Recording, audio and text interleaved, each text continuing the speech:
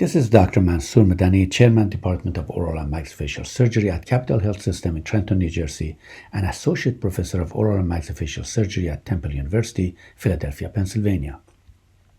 The topic is pain management, identification of addiction, and practice of prescribing and dispensing opioids. The question is, why are we here?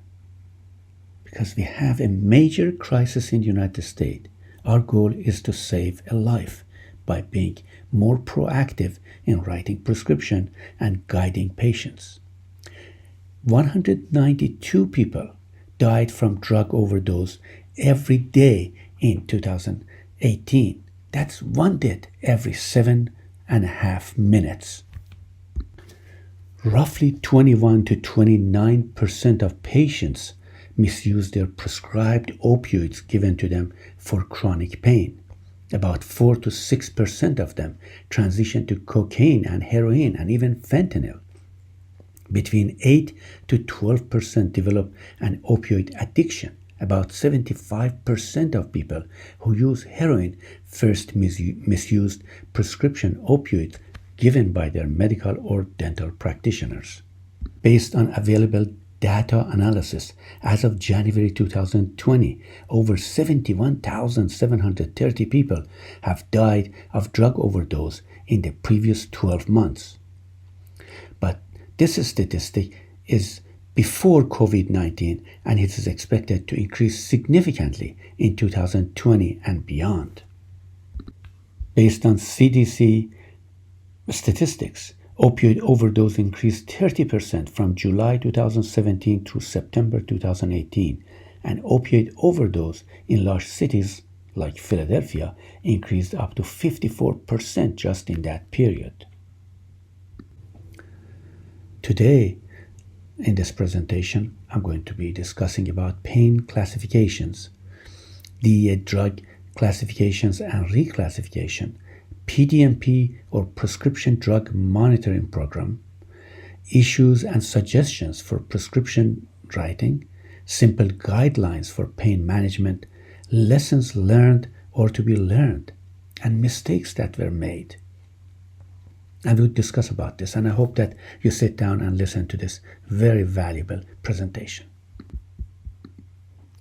Pain. There is perhaps nothing as simultaneously useful and dreaded as pain. In many ways, pain is the ultimate teacher. It teaches us to avoid hot, sharp, and poisonous objects and many other things that could cause us harm. It alerts the body of injury and diseases. But it is also an unpleasant and, depending on intensity and duration, can have drastic impact on quality of life. Any way we look at it, pain is a constant companion for humanity. We have always had to deal with it, and we always will continue to deal with it and try to avoid it. Of course, pain could be a source of amusement or bravery. It could also be a source of endurance, but not much endurance when patients come to see us in the dental practice. Pain, however, cannot always be avoided before certain procedures, such as liposuction, lip augmentation, Botox, and even acupuncture and many other procedures. But sometimes the source or the solution is unknown or unavailable, or the patient is not reliable, and it can be frustrating. For some, drugs are their religion. The only hope they have is dope. Their habit could start with getting prescription narcotics from us. So, who can we blame? Pain clinics or their client or patients? We are going to talk about that. But let's first talk about pain. Pain is a complex phenomenon. A sensory stimuli and or neurological injury modified by an individual's memory, expectations, emotions, or an unpleasant sensory and emotional experience associated with actual or potential tissue damage. These are the two ways to explain about pain. But Albert Schweitzer explained pain the best. He said pain is a more terrible lord of mankind than even death itself. Our goal in treating pain is first to find the cause of pain and then find a cure for that problem that patient has. Most important concept is do no harm. Therefore, the best way is a balance between patient safety and effective pain relief. So the goal in pain management involves the doctor-patient decision-making process to agree on a realistic treatment goal before starting a treatment plan. Our goal should be optimize pain relief and improve function, at the same time minimize the adverse effect of those drugs and substances we prescribe for our patients. It was year 2000 when Joint Commissioner of Accreditation of Health Organization introduced the fifth vital sign, pain. This was 4 years after OxyContin was released, and I do ask you to listen to lecture that I prepared on history of pain management and discovery of pain medications. A fascinating look at history, which is totally educational. So what were the other vital signs? Of course, heart rate, blood pressure, oxygen saturation, and respiration and temperature were the other factors. With all the advances in medicine, what is today's pain assessment tool? Is it a CT scan, an MRI? Can we do a PET scan and identify the source of the pain or assess the intensity of the pain? How about a panoramic x-rays in dental practice or a cone beam CT? Would any of those identify how intense is the patient's pain? Surprisingly, the answer is to just ask the patient, how bad is it? And of course, 2 out of 10 patients, they are going to say, is severe.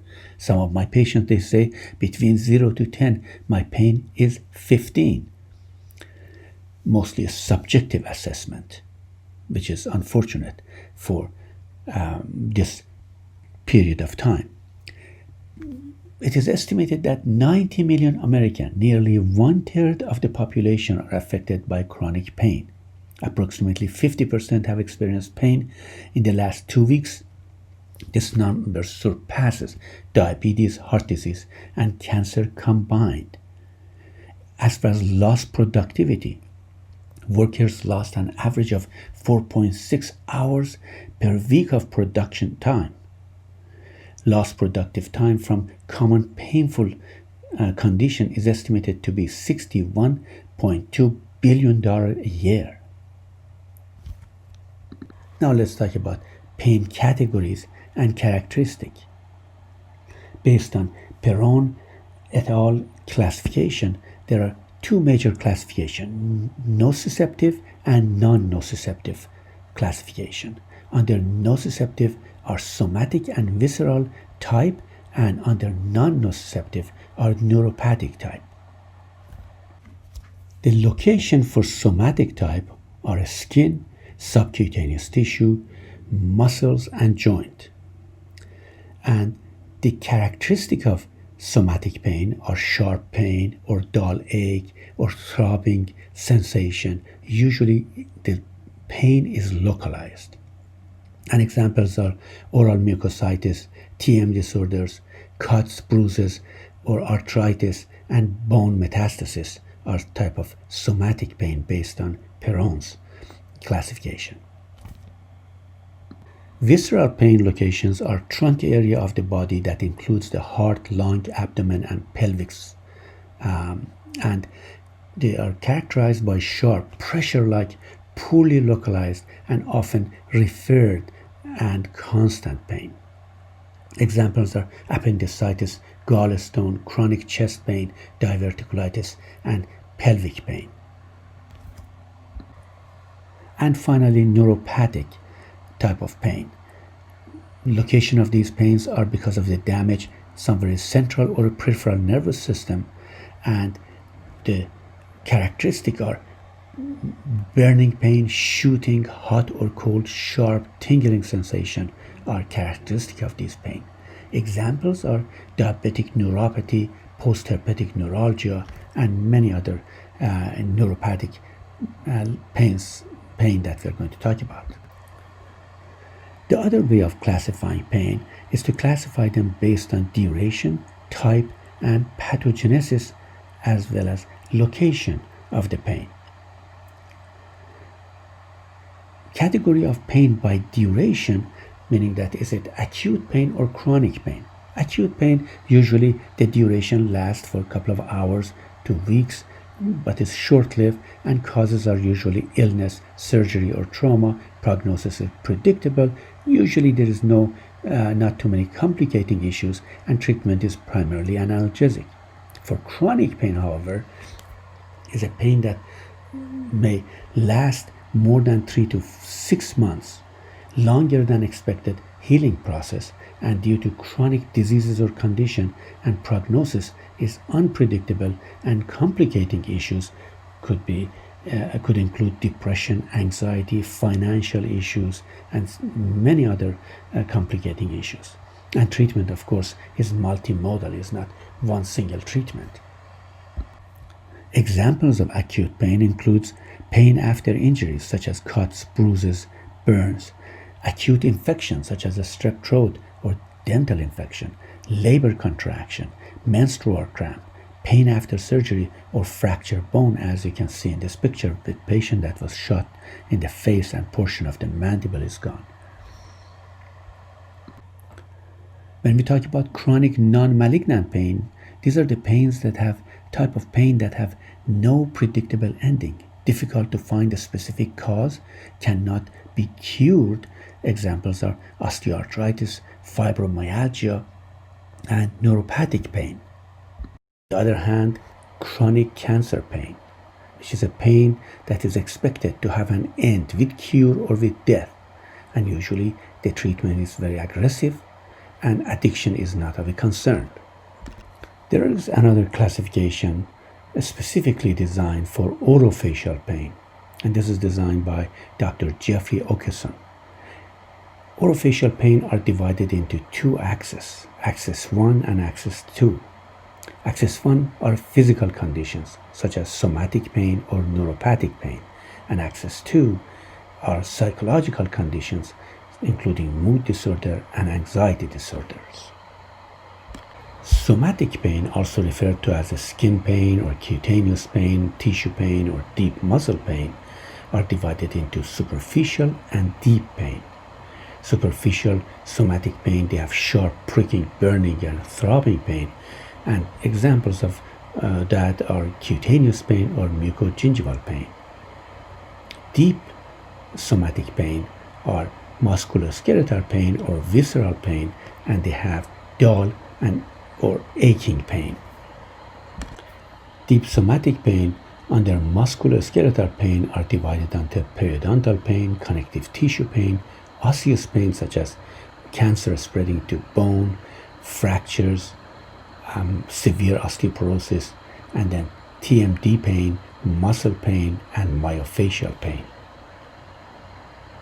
Visceral pain are pain that arise from internal organ structures, including glandular pain, deep mucosal pain, pulpal pain, and even vascular pain. Example of glandular pain are cyalolid, that is so painful. Neuropathic pain are defined as pain associated with damage or disease affecting the nervous system, and is under two categories. Either they could be episodic pain, such as neurovascular pain, like migraine or cluster headache, or trigeminal neuralgia and other neuralgias. But the continuous pain are such as phantom pain, burning mouth disorders, neuritic pain, and herpes zoster. With nerve damage, the symptoms are burning, tingling, shock-like, stabbing, or shooting pain. Other neuropathic pain examples are glossopharyngeal neuralgia, diabetic neuropathy, multiple sclerosis, cancer spreading to the nerve plexus, and phantom limb pain. Pain in a limb that has been amputated, but patient still complains of having pain in that amputated extremities. And finally, pain associated with psychological condition. That's divided under mood disorder such as depressive disorder or bipolar disorder, and anxiety disorder such as PTSD or generalized anxiety disorders. Finally, I also added dental professionals' pain with dental practitioner. Because of their position during their procedures, they could have herniated disc in the cervical and lumbar discs, which causes significant pain as the dental professionals they age. Now that we have covered different classification of pain, if you look at the annual healthcare cost of different disorders or diseases in billions of dollars, if you look at this chart, you see panic disorder, multiple sclerosis, HIV, anxiety, dementia, stroke, and the list goes on with cancer, arthritis, diabetes, heart disease, lung disease, and the largest amount goes to chronic pain with about $200 billion annual cost for managing pain. 100 million people dealing with chronic pain in the United States at present time. Why are we concerned about prescription pain medication? Let's look at Pennsylvania alone. In 2017, 5,443 people died of drug overdose, and that's 15 individuals a day, an increase of 43.4% from 2016. In 2018, from all of the lectures and education that was given to doctors and dental professionals, the number did not vanish. Still, we had 2,866 people died of drug overdose. In 2018, Pennsylvania providers wrote 49.9 opioid prescription for every 100 person compared to the average US rate of 51.4 prescription. And our hope is that we write less and less amount of narcotic for patients unless 100% indicated.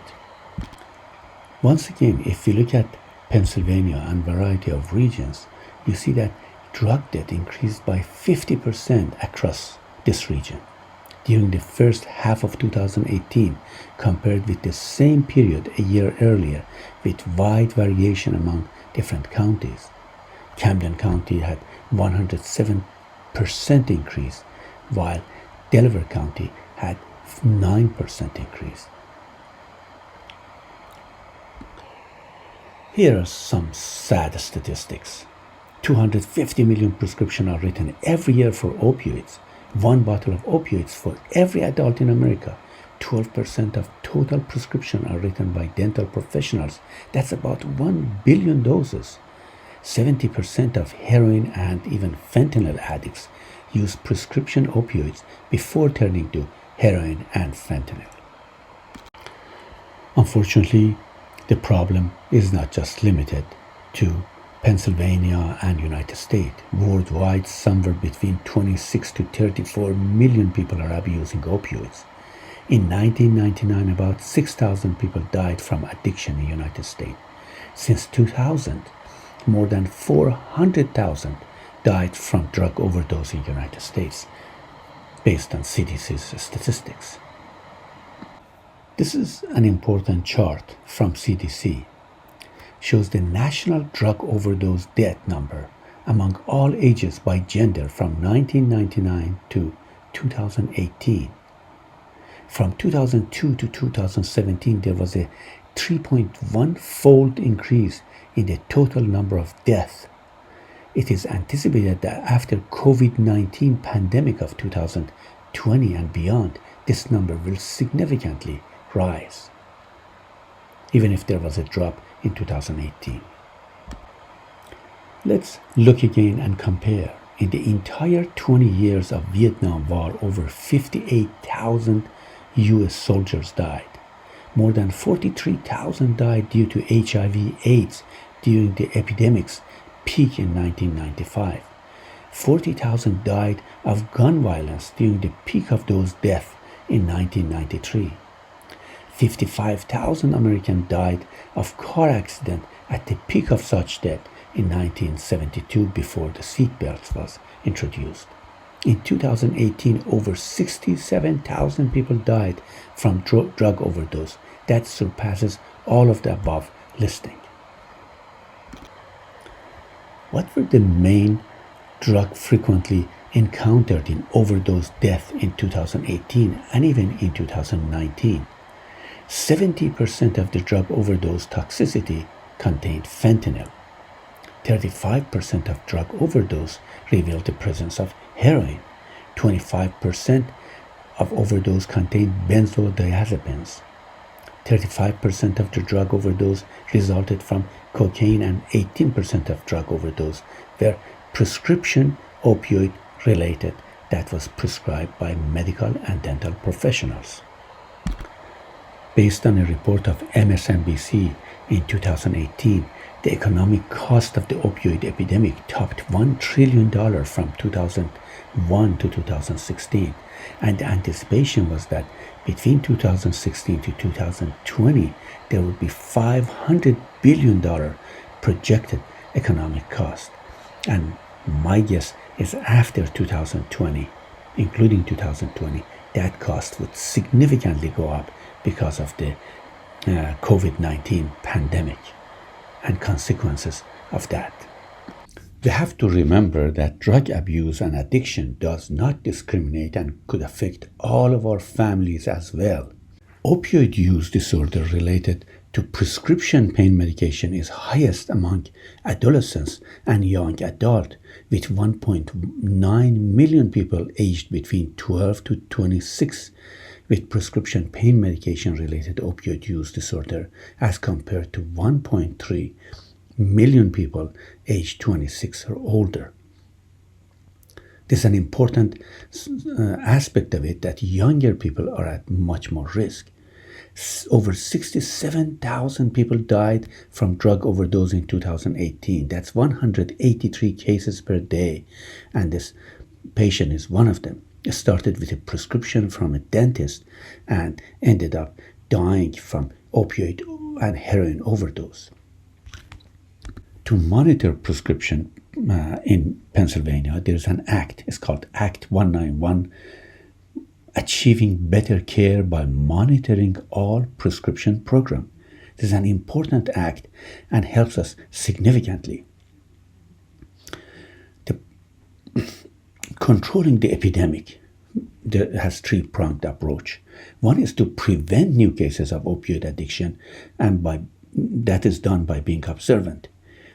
Treatment of people who already are addicted, and supply control, medical and dental board law enforcing effort to reduce overprescription and black market availability. There's a phenomenon program that I wish was used in the entire earth. It's called PDMP. PDMP is a program that collects information about controlled substance prescription drugs that are dispensed to patients within every state in the United States. The purpose of PDMP is to increase the quality of patient care by giving prescriber and dispenser access to the patient's controlled substance prescription medication history. This is important to prevent overprescription. The other purpose of PDMP is to control or to help regulatory and law enforcement agency in the detection and prevention of fraud, drug abuse, and criminal diversion of controlled substances. How does the PDMP work for the pharmacist? Pharmacists are required to collect and submit prescription information to the PDMP no later than the close of the subsequent business day. If that day was on a Saturday, it could be submitted by Monday. The PDMP stores that information in a secure database and makes it available to healthcare professionals and others as authorized by law. The scope of PDMP is wide-ranging.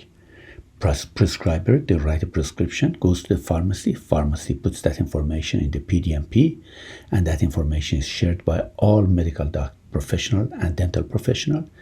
It is also accessible by law enforcement, a state health department, and a state insurance program, and also healthcare licensing board. So this is a very helpful tool to prevent overprescription of narcotic drugs. This is an example of one of my patients, a 40-year-old male. From 2012 to 2019, he used 6 different addresses, went to 9 different pharmacies, filled 8 different controlled drugs, visited 14 different prescribers, received 68 individual written prescription. Based on PDMP report, his MME per day is 180. Would you prescribe narcotic for this patient if you knew this information? Will he become the next opioid abuse death? I'm going to talk about MME in just a moment, but look, remember that number, 180 is PDMP. If he wasn't using any drug, that number should have been 0. So PDMP should be used to discuss a patient's prescription to make sure he or she is aware of how opioids are used in pain management and the risk and harm associated with therapy. Engage a patient in a discussion about when it would be appropriate to taper off the opioids or use lower dosage of a drug. PDMP also could be used to monitor for signs and evidence of misuse and or risky behavior, avoid any potential harmful drug-to-drug interaction, for example, opioid and benzodiazepine, and or opioid and a stimulant. Discuss alternative pain management strategy before referring a patient to substance use disorder treatment.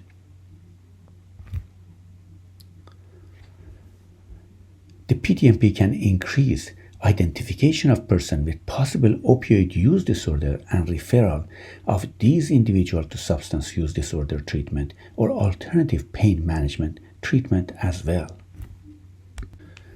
Specialty treatment providers can use the PDMP to provide better quality of care and monitor patient abstinence. PDMPs are associated with reduced overdose death and lower demand for treatment. Using the PDMP in a dental office. In a dental setting, a dental assistant or front office representative can be a delegate for the dentist. The delegate can request PDMP for all of the patients being seen that day before the day begins, using a bulk search or after a surgery when a pain-relieving prescription medication is required to treat an episode of acute pain. Create a PDMP registration. You go to DOH, Department of Health, .pa.pennsylvania.gov/PDMP, review terms and condition, prescriber, enter personal DEA number, enter your Pennsylvania professional license number, don't enter any dashes in the number, double check for typing error, and press enter. As simple as that. Next is you save an icon, an RX icon, so you can access to this every time that you want to search for a patient. You enter your email, and of course you have to have a password. If you forgot your password, you can reset and find a new password. Now you press login. Once you logged in, go to menu on the top bar, press on menu, and the next step is you click on patient request. So you're requesting a RX search for certain patient. And in this case, I entered my own name. And I said, let's test this system, see if I fake it up and write a different date of birth, would that work? And it didn't. So you have to make sure the date of birth is accurate when you enter that. And it checks, as I said, past 7 years of the history. So in my case, I entered from 2020 to 2013. In this menu, you just click search. You don't need to select any state. And then you go to your report. And you can see my MME is 0. But I see at the bottom that I had one medication in the past 7 years that contained some sort of narcotic.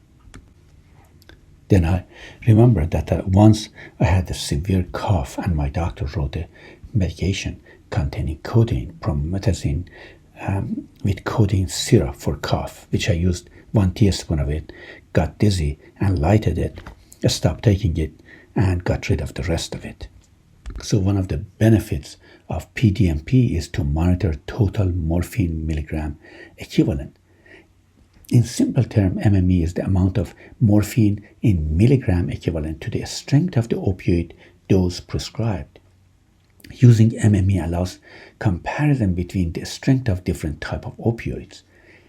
The MME per day metric is often used as a gauge of the overdose potential of the amount of opioid that is being given at a particular time. Calculating the total daily dose of opioid help identify patients who may benefit from closer monitoring, reduction of or tapering of the opioids, prescribing of naloxone or other measure to reduce risk of overdose.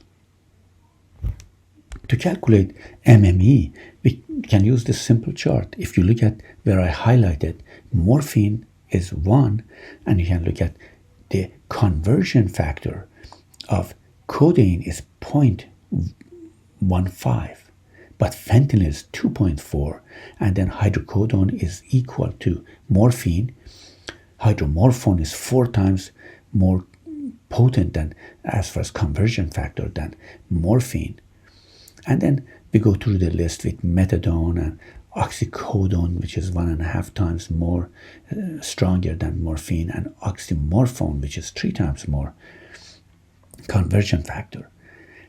The dosage at or above 50 MME per day increases risk of overdose by at least twice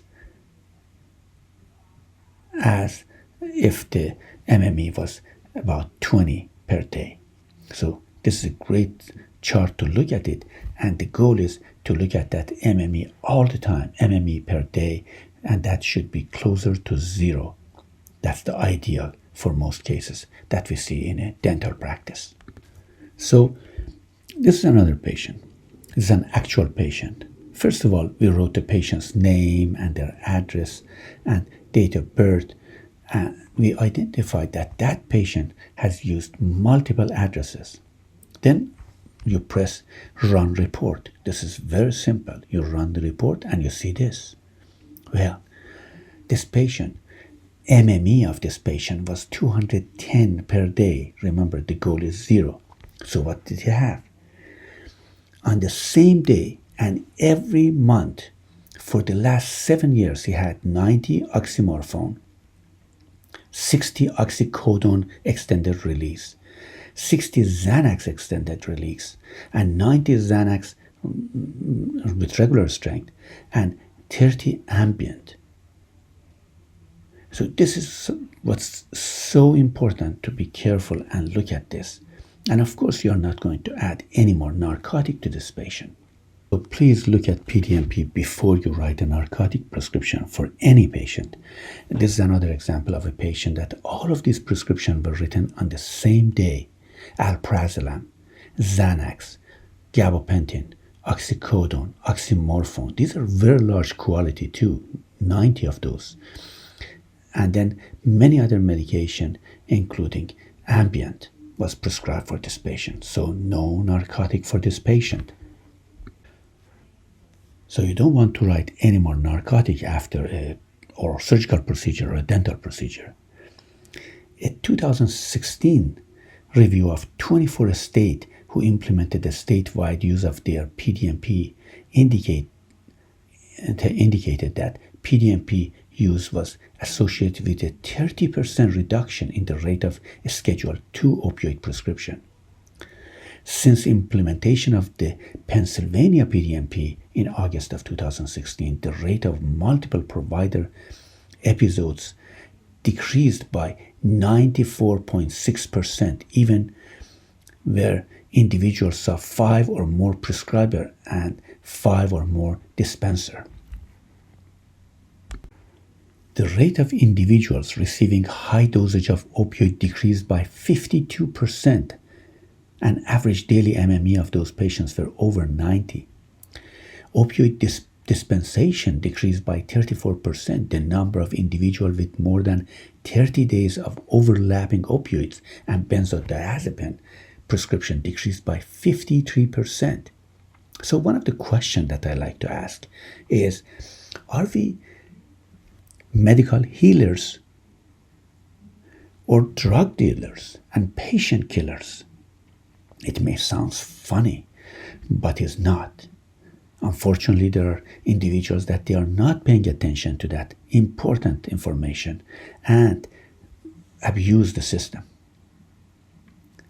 This is an example of one of those cases.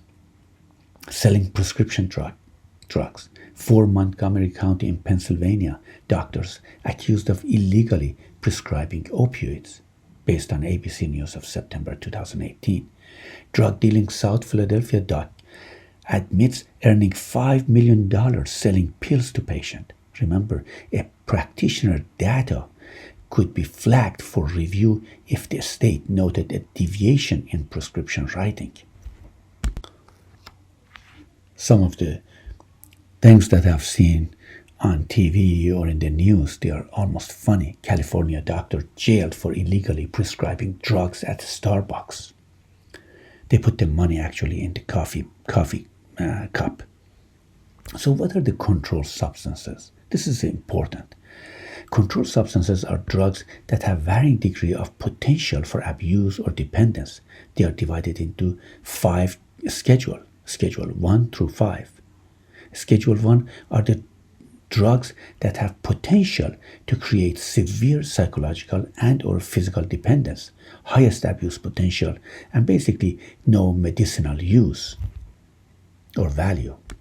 Here are a few examples of Schedule 1 drugs: heroin, marijuana, LSD, ecstasy, quaaludes, peyote, and others such as bath salt, hot, K2, and spice.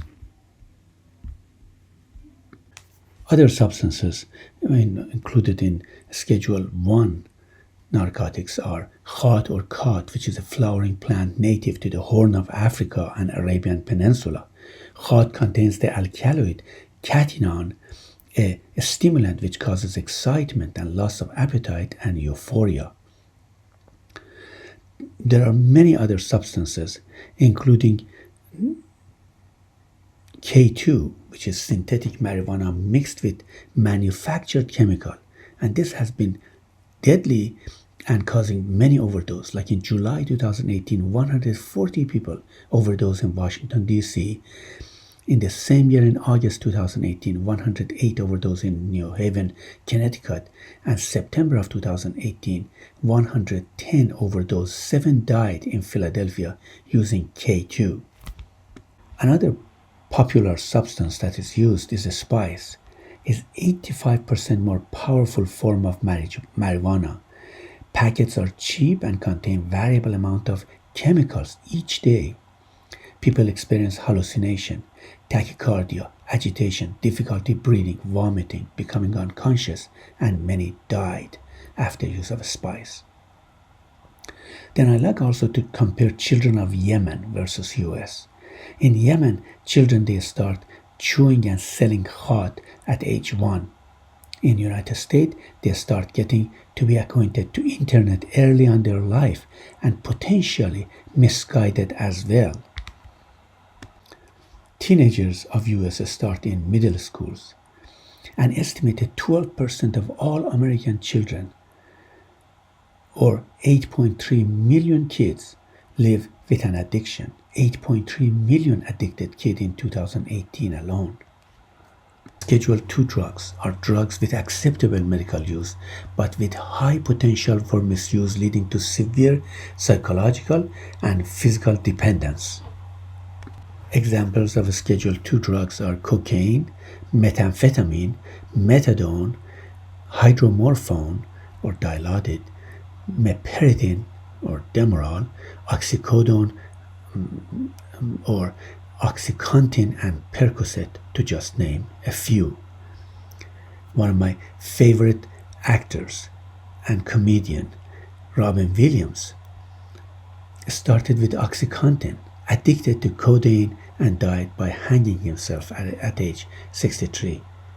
So addiction could affect anyone and could start from a prescription that we write for pain management. Vicodin and Narco, which were used to be Schedule III, now are Schedule II drugs. These are semi-synthetic derivative of opioids. The other examples of Schedule II drugs includes fentanyl, Adderall or amphetamine, Ritalin, and combination product with less than 15 milligram of hydrocodone per dosage unit. Fentanyl, which is, as I said, a Schedule II drug, in IV form is one of the most commonly used drugs, provides analgesic, and is a supplemental sedative drug during the general anesthesia or monitored anesthesia care, also known as MAC.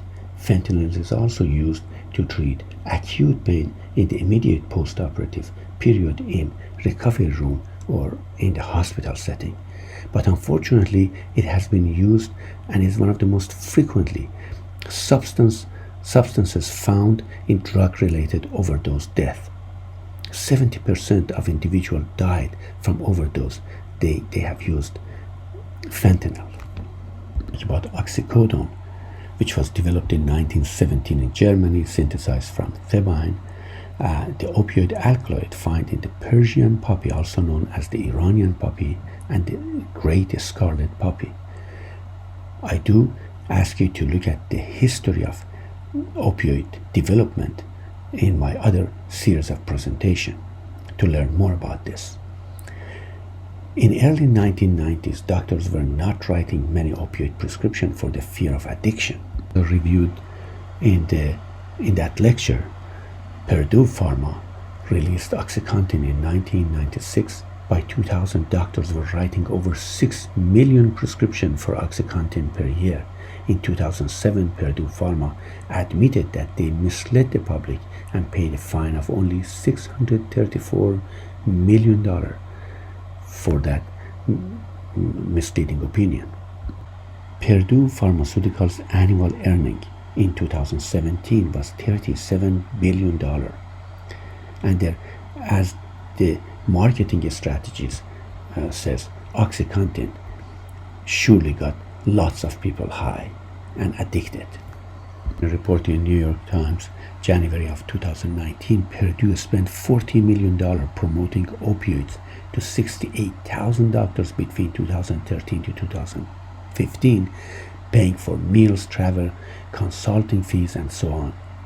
Since the year 2000, more than 400,000 people died from the drug overdose in US and millions died worldwide. Fortunately, patients used time-release OxyContin, crushed that, snorted it, and smoked it. Who should we blame? Should we blame just Purdue Pharma or FDA that approved those type of drugs? Or the media that allowed those commercials to run? How about the doctors that taught us in the meetings about the benefits of these drugs? Practitioners that continued to prescribe narcotics irrationally, they could be blamed too. And that continues. And the purpose of this course is to make anyone, any practitioner that listens to me, to stop writing narcotic prescription unless 100% needed. Under Schedule II drugs, there are also non-narcotic stimulants such as Adderall and Ritalin and crystal meth or methamphetamine, which are used for ADD and ADHD. Methamphetamine is also used for narcolepsy. Schedule III drugs are drugs with moderate to low potential for physical and psychological dependence. They contain less than 90 milligrams of codeine per dosage unit, such as Tylenol with codeine and buprenorphine or Suboxone. The other example of Schedule III are ketamine and anabolic steroid. Testosterone is also included in Schedule III drugs.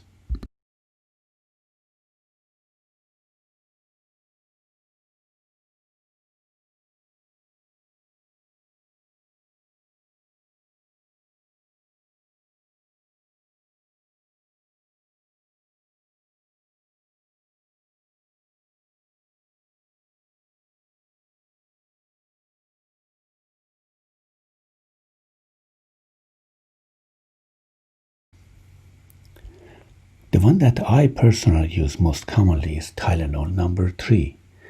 And I do advise the patient that taking higher dosage is not creating more analgesic effect, but it has a lot more side effect. Half-life is 2.9 hours, and it's metabolized in liver and excreted in kidney. So it has to be used with caution with people with liver disease or kidney diseases. And combining it with alcohol or benzodiazepine could potentiate the effect of codeine as well. Just like Schedule II non-narcotic, there's a Schedule III non-narcotics as well. And examples are ketamine, which is an anesthetic agent, abused as recreational drug due to its hallucinogenic and tranquilizing and dissociative effect.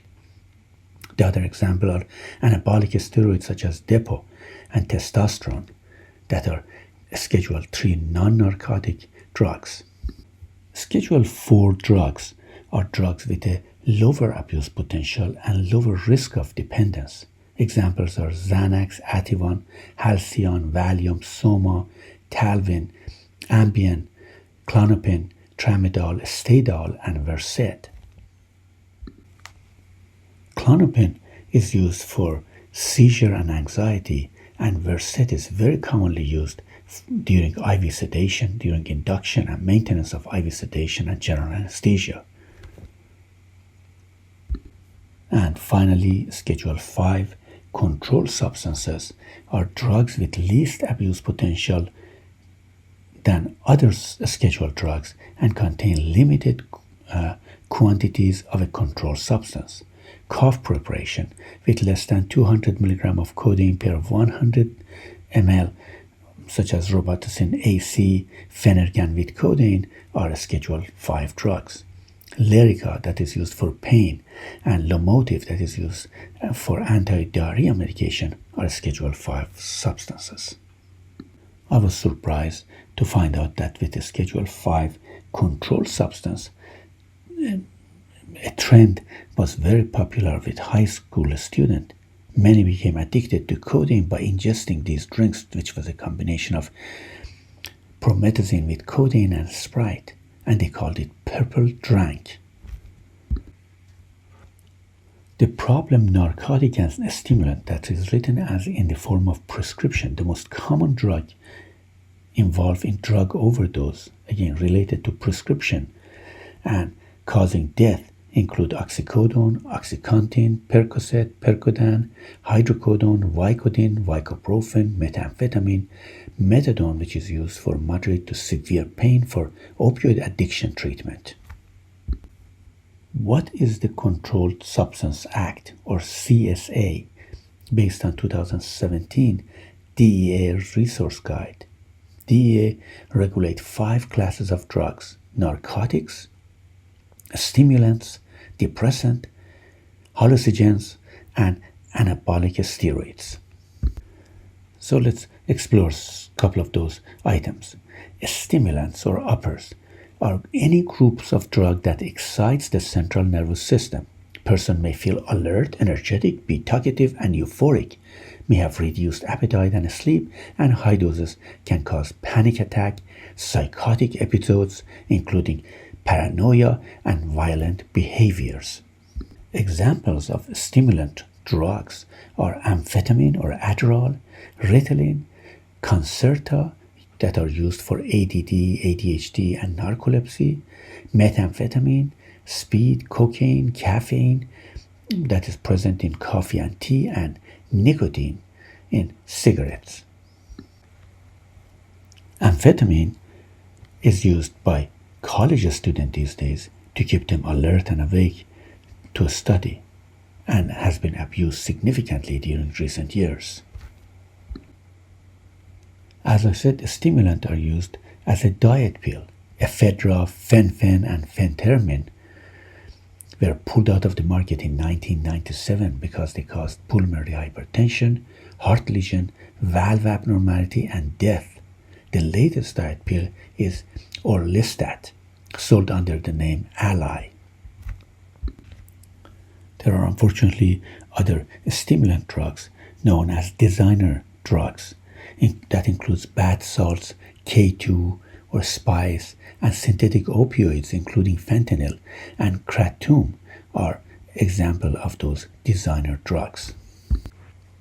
Of course, the opposite of a stimulant drug are depressant drugs or downers. Slow down the central nervous system, interferes with the brain ability to feel pain. Examples are heroin, tranquilizers, alcohol, beer, wine, vodka, gin, and so on. And finally, hallucinogenic drugs. These drugs alter the user's state of consciousness with distorted auditory and visual sensation. Examples are LSD, ecstasy, marijuana, and magic mushrooms. Look at this chart. Heroin use is a part of a larger substance abuse problem.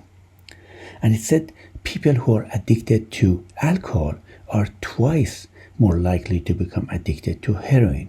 If they use marijuana, they are 3 times more likely to become addicted to heroin. And if they use cocaine, they are 15 times more likely to become addicted to heroin. But if they use opioid, painkiller, they are 40 times more likely to become addicted to heroin. Almost all people that used heroin used at least one other drug, most used at least 3 other drugs. So we have to be very vigilant when writing opioid painkillers for our patients, because that can increase the likelihood of them using other substances, including heroin. Life is pleasant, death is peaceful. It is the transition that is troublesome for our young children and young adults. Once again, look at this.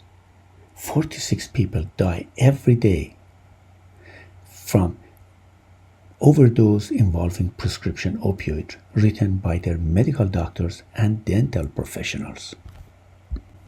So the question is, how can we prevent people dying from us writing the prescription narcotic for them? Now, let's review prescription writing guides. And in order to do that, I wanted to have some pictures to see what mistakes we make in our daily life. Looking at this picture as an example, do you see any problem in this picture? If you said that the lady has 6 fingers, that is one of the problems. And it's something that you probably have missed it by just looking at it. How about when we look at a second picture? Do you see a problem here?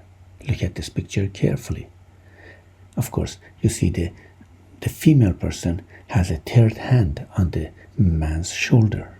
So the question is, are we paying more attention to the way that we write our prescription in a everyday of our practice? Now, I wanted you to look at this next slide, which is a prescription written for a patient. Look at it carefully. It's for Tylenol number 3, dispense 20 and 1 to 2 tablets every 4 to 6 hours PRN pain. Do you see any problem here? Probably not. Remember, the refill is empty and in front of dispense is just saying 20 and there's nothing else written on it. So the patient takes the prescription to the pharmacy, and what the pharmacist would see is totally different than what you intended to write. And that's Tylenol number 3 changed to 200 with 2 refills. So this could have been prevented. First of all, in the United States, I don't write any more prescription for patients. It's all done digitally. But if you do, you should write it like this. If you're writing for any medication in front of dispense, let's say 20, you write the word 20 and use the Roman number 20 and then write tablets, and on the refill make sure to write 0 or none in that section so no one can change that. But the best practice is to use PDMP on a regular basis. And if you are using a prescription, use tamper-resistant prescription form, just like the checks that you write on a daily basis. And use numbers and words for quantities, as I said. Stick with 1 to 2 pain medications. Specify name of the pharmacy on your prescription and fax a copy of your prescription to the pharmacy for confirmation or email them. Send RX electronically. That is the best way that we practice at current time. I haven't been written any prescription for last several years in paper format. That is the best technique that has been introduced in the United States, and I hope that if people in other countries they are listening to that, they should change everything to electronic prescription writing. The very common question that have been asked by my audience is, how much pain medication should I write? Well, it depends to the procedure. If there is any presence of infection or inflammation, and also individual response and pain tolerance, degree of expected pain, depending what was my procedure. Was I doing an extensive procedure that creates a lot of pain, or I expect mild or moderate pain? That would dictate how much pain medication I should write. In dentistry, mostly we deal with mild to moderate pain, so we shouldn't really be writing for too much narcotics. The next question is, how long should I write the prescription? For most dental procedure, the pain medication should be written for 3 to 5 days, and there is no documented addiction that has occurred for writing a prescription for 5 days. If a patient called for more medication, I do definitely want to see the patient and to evaluate them before I write a prescription. And no refill on the weekend. This should be a habit that you should develop, and do not write prescription for narcotic on the weekend. Prescription strategies. Explain a delayed pain 5 to 7 days post-op after oral surgical procedure, and explain about alternative pain management at that time. In my experience, after extraction of teeth, patients they have more pain on day 5 to 7, and that would disappear within a couple of days afterward. As long as they know that's not unusual, patient would understand and would just take over-the-counter medications such as ibuprofen or Tylenol. The best choice for acute dental pain are naproxen or Aleve, which is 500 mg, and ibuprofen at 200 mg plus acetaminophen 500 mg every 6 hours. They can alternate between ibuprofen and acetaminophen, and that combination provide the best pain relief of all. Research actually shows the combination of ibuprofen and acetaminophen, alternating them every 2 to 3 hours, is the best choice, much better than any narcotic without the side effect of narcotics.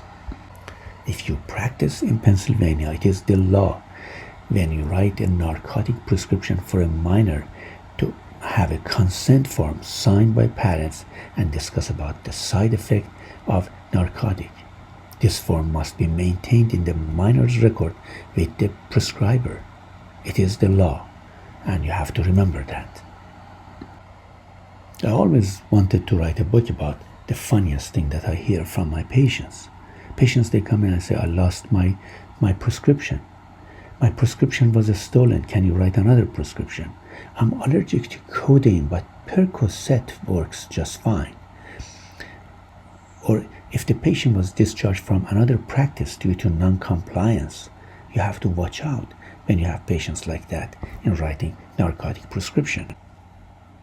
Another example was, I had a patient that said, my dog ate all of my pills, or by accident I dropped them in the sink and flushed them in the toilet.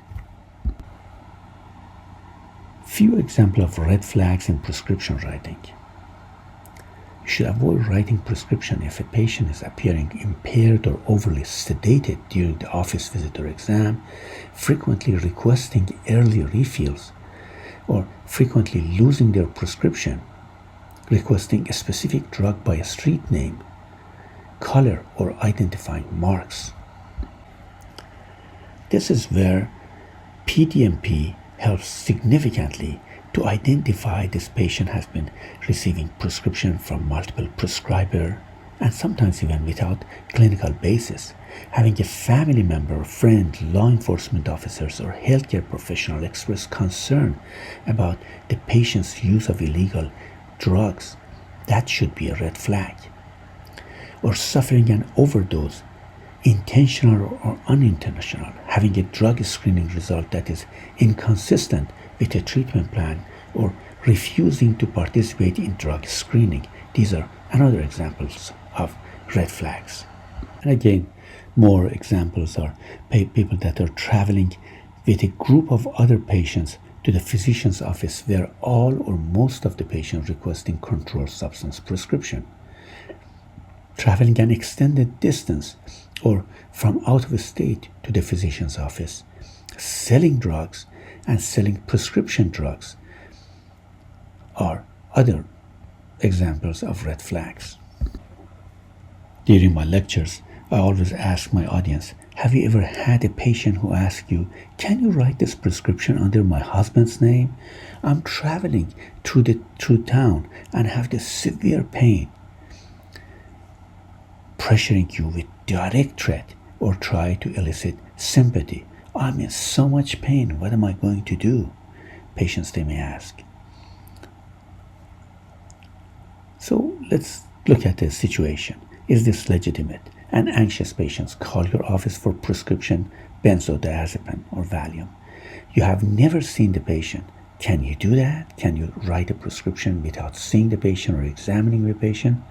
And of course, the answer to most of us is obvious. No physician-patient relationship exists yet, not a legitimate medical purpose. Remember, it is illegal to write narcotic prescription for yourself. Is this a legitimate procedure to do? You're a dentist and you prescribe Percodan for a friend with lower back pain following appropriate history and physical examination. The answer for this is obvious. This is not within the range of your practice. So, no, although it is a legitimate medical purpose, it is outside of the usual course of your professional practice as a dentist. Let's take a case and calculate how much does it cost to be an oral surgeon in the United States in 2019 or 2020. College education costs about $120,000 to $240,000. Dental school education in the United States may cost between $160,000 to $420,000. A general practice residency or internship for 1 to 2 years, or a maxillofacial surgery residency between 4 to 6 years, a total year of education of 12 to 14 years. After all that, would it be possible to do harm to yourself or others and lose your dental license? Everything is possible. Here is an example. Your receptionist asks you for narcotic pain medication for her husband that you have never seen. After all those expenses and education, would you do that? Of course, you're going to say, no, never. Well, it did happen in Pennsylvania. An oral surgeon arrested. And the question is, what was he thinking? Supreme Court rejected oral surgeon's appeal of prison term and $84,000 restitution in drug theft case. A dentist in Hershey, Pennsylvania, arrested for prescribing drugs for patient he has never examined, based on what the authority says, in 2016. Of course, they could be accusation, but that was in the news. I invite everyone, if they have not seen this, to watch a Netflix documentary called Dr. Feelgood.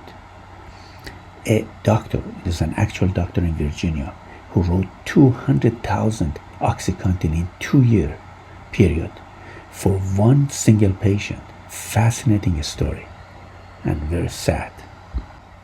An important part of this course is looking at drug diversion section. Patients coming in and reciting exact textbook symptoms of pain that they suffer, or carrying their own medical records. But they say that they don't have an ID, or offering to buy other patients' pill, or offering to pay the doctor money to write a prescription for narcotics. Other issues under drug diversions are patients asking for an appointment at the end of the day when other staff are not there. Patient injuring their pets to get drug for their pet, but they use it for themselves. How about doctors seeing patient every 3 minutes and writing prescription for narcotic and accepting lots of money? Or the doctor seem to be under influence of drugs themselves. I hope that you learn few new items in this presentation and take home messages. Education is the key factor in shifting the culture of misuse and abuse of prescription drugs. Lack of knowledge about addiction, appropriate pain management, and risks are key contributing factors to prescription drug abuse and diversion. Universal precaution for all opioid prescribing is best practice. And again, try to use the least amount of narcotic and make sure it is indicated to use, and use the PDMP to the best of your power. Note that there is a DEA National Drug Take Back Day, and check for exact date online. This is set for turning in unused or expired medication for safe disposal. Thank you for listening to this segment of my presentation. Pain management is a complex issue to discuss and learn, so I have divided the 6-hour lecture into 5 segments. I highly recommend watching the first 2 parts on the fascinating history of opioid discovery and pain management. I assure you that you will find it extremely interesting and educational. As I covered pain management, prescription writing, PDMP, and many more relevant topics, this course qualifies as credit for Pennsylvania mandatory requirements for these subjects. Simply register on our website to receive the credits. Remember, my website is www.snornet.com, or you can also contact Lisa at snornet.com. I enjoyed doing these lectures and love hearing from everyone.